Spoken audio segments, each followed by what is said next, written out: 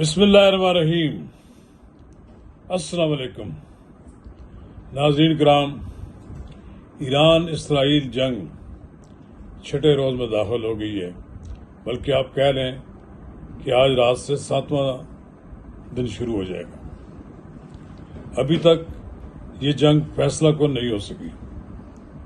دونوں طرف بمبارمنٹ ہو رہی ہے، ایک دوسرے پر کی تنصیبات پر حملے ہو رہے ہیں، دونوں اطراف سے دعوے کیے جا رہے ہیں ایک دوسرے کو نقصان پہنچانے کے لیے، لیکن ابھی تک نہ تو ایران نے ہتھیار ڈالے ہیں اور نہ ہی اسرائیل نے ابھی تک میزائل پھینکنا بند کیے۔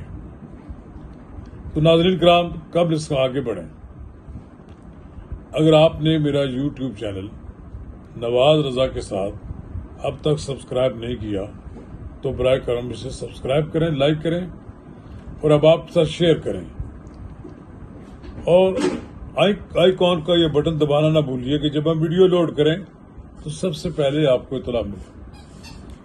ناظرین کرام، پچھلے 6 دن سے تو اسرائیل اور ایران کے درمیان جنگ جاری ہے۔ اب ایسا دکھائی دیتا ہے کہ اس جنگ میں امریکہ بھی حصہ لینے کے لیے پر تول رہا ہے، بہانے تلاش کر رہا ہے اور ایران کو دھمکیاں دے رہا ہے کہ ہم ایرانی قیادت کو بھی مار سکتے ہیں، ہم چاہیں تو تہران کی اینٹ سے اینٹ بجا سکتے ہیں۔ ظاہر ہے لوگوں کو یہ کہہ رہے ہیں کہ آپ تہران چھوڑ کر چلے جائیں۔ ایک خوف و راز کی کیفیت پیدا کی گئی ہے، لیکن ایران کے لوگ اپنے گھر چھوڑ کر نہیں جا رہے۔ اب اس میں کوئی شک نہیں کہ ایرانی قیادت زیر زمین ہے، اس کے بارے میں کوئی معلوم نہیں امریکہ کو وہ کہاں چھپی ہوئی ہے، وہ احکامات جاری کر رہی ہے۔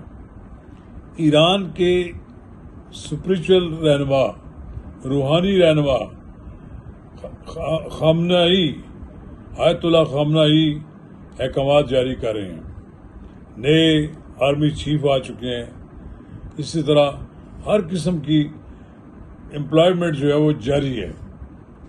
ایران کی طرف سے مسلسل تہران پر، تل ابیب پر حملے کیے جا رہے ہیں۔ اب ان حملوں کے نتیجے میں کیا ہونا ہے؟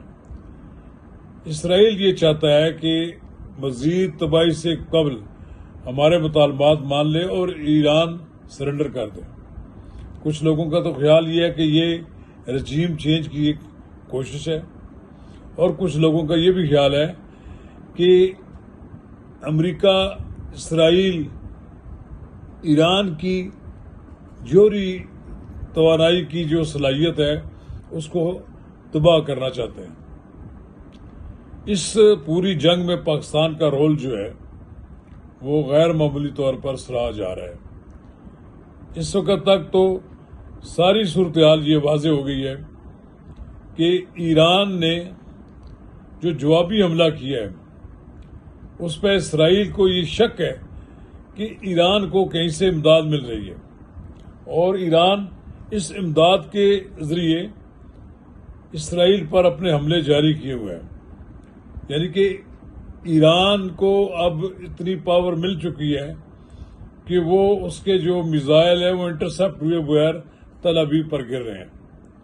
ایک لحاظ سے جب وہ 3 ملکوں سے گزر کر بھی جہاں اس کو انٹرسپٹ کیا جاتا ہے اس کے میزائلوں کو، اس کے لیے باوجود وہ بچ کر وہاں پہنچ رہے ہیں، اور یہ تل ابیب کے لیے یہ پریشان کن صورتحال ہے۔ میرا خیال یہ ہے کہ ساری دنیا، چین، روس، امریکہ کو یہ باور کرا رہے ہیں کہ وہ اس جنگ میں چھلانگ نہ لگائے، بلکہ چین اور روس نے تو بڑا سخت لہجے میں امریکہ کو یہ باور کرایا ہے کہ وہ اپنے آپ کو جنگ سے الگ رکھے۔ بہرحال یہ جدید ٹیکنالوجی کی لڑائی ہے، اور اس میں پاکستان کے مسلمانوں کی مکمل حمایت حاصل ہے ایران کی۔ اس کے باوجود بھی یہاں کچھ لوگ فرقہ واریت کی بنیاد پر سوچتے ہیں۔ میرا خیال یہ ہے کہ اس وقت اگر ایران نے سرنڈر کر دیا تو کل پاکستان کی باری ہوگی یہ اسرائیل پاکستان پر حملہ آور ہوگا. اس لیے ایران کا جیتنا، ایران کی کامیابی بہت ضروری ہے.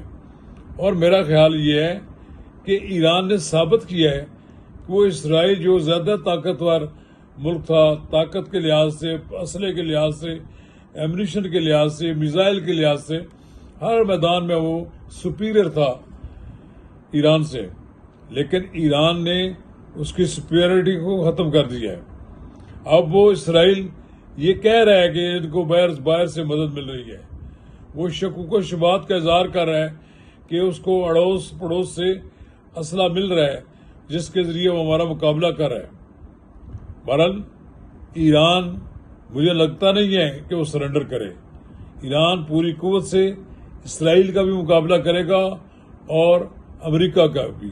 اگر امریکہ نے یہ غلطی کی کہ اس نے اسرائیل کے ایما پر، ایران پر حملہ کیا، ایران کو نقصان پہنچانے کی کوشش کی، تو آپ دیکھیں گے کہ ایران کی طرف سے پھر وہ مشرق وسطی میں موجود امریکی اڈے نشانہ بن سکتے ہیں، جس کے نتیجے میں امریکہ کو ناقابل تلافی نقصان اٹھانا پڑے گا. مجھے امید ہے کہ اس جنگ میں ایران کامیاب ہوگا. ایران کی کامیابی کے لیے ہمیں دعا گو بھی ہونا چاہیے. شکریہ.